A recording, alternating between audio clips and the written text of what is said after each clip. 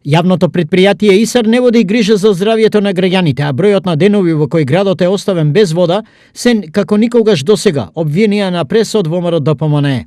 Од направената анализа се утврдува дека во месец септември граѓаните останале без вода 7 пати, во летниот месец јуни дури 8 пати, а во празничниот јануари повторно 7 пати.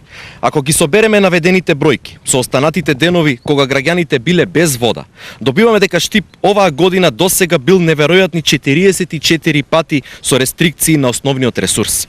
Кога нова несовесно однесување ќе се додаде и пандемијата, која единствен начин на заштита го сугерира миењето на раце, ни станува јасно колку јавното предпријатие ИСАР е посветен на општото здравје. Вложуваме во водоводната мрежа како никогаш досега. Обезбедивме 2 нови бунари, 4,5 милиони евра за адаптација на филтер станицата, возвратија од јавното предпријатие ИСАР.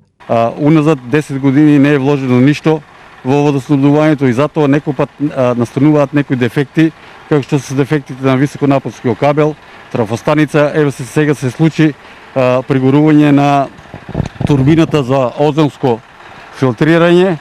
Тоа е настанато како резултат на прекин на струја од Евана, но во секој случај ние имавме резерва турбина, каде за еден ден екипите на ЈПИСАР вложија труд и го способија системот за водоснабдување и еве денеска веќе се стабилизира водоснабдувањето.